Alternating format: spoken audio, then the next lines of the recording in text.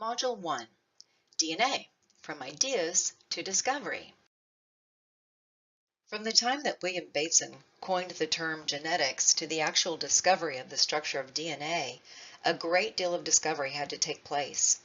On the positive side, many very smart scientists took on the challenge of deciphering the biological basis of genetics.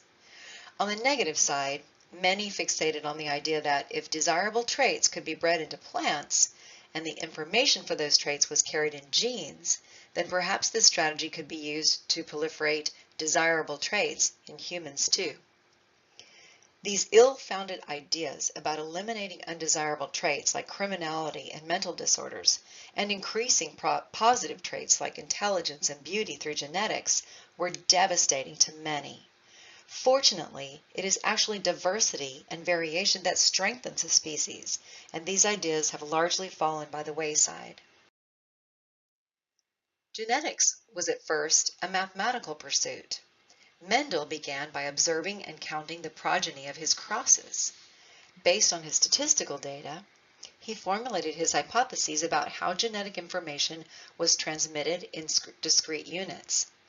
Scientists like Francis Galton and R.A. Fisher were then able to expand on these observations to create the probabilistic basis of statistical genetics.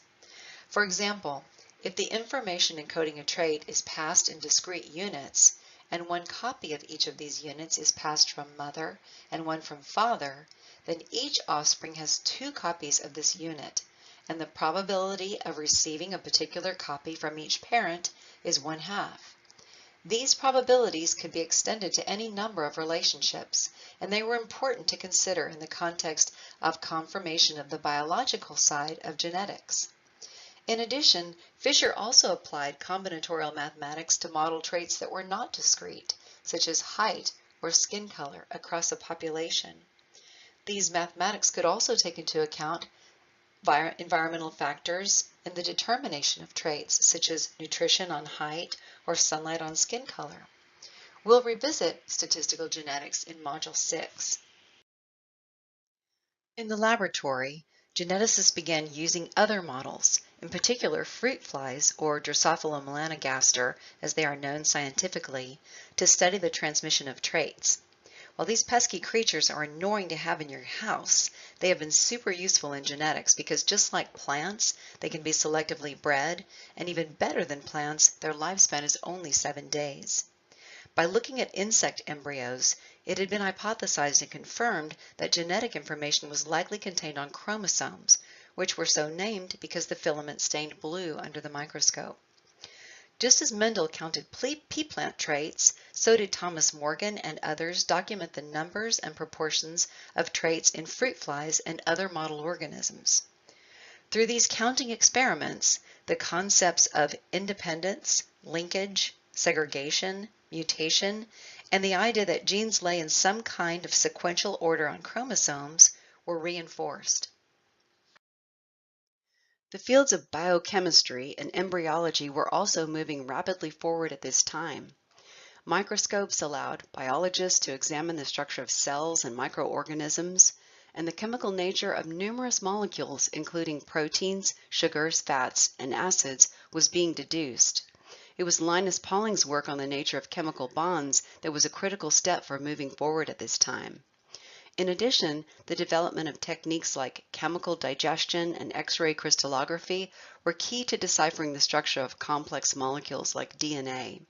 While it was known that chromosomes were made up of proteins and DNA, experiments by Oswald Avery in 1944 and Alfred Hershey in 1950 pointed to DNA as the potential carrier of genetic material.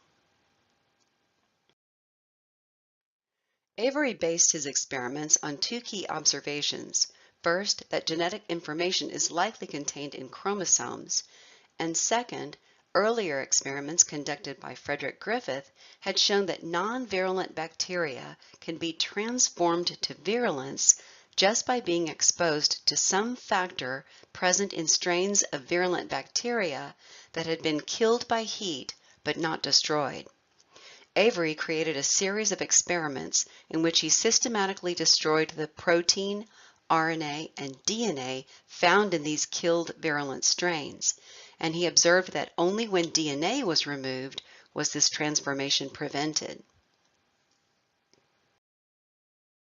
Several years later, Alfred Hershey confirmed the experiments of Avery using bacteriophage, a type of virus that only infects bacteria. He and his colleague Martha Chase labeled the viral proteins with radioactive sulfur and the viral DNA with radioactive phosphorus, and incubated bacteria with these radio-labeled viruses. When they separated the protein component of the phage from the bacteria by spinning the mixture in a blender and then centrifuging it, they found that infected bacteria contained only radio-labeled DNA, while no radio-labeled proteins were present. These experiments set the focus of discovery firmly on DNA. In the next video, you will learn how Watson and Crick deduced the chemical structure of DNA.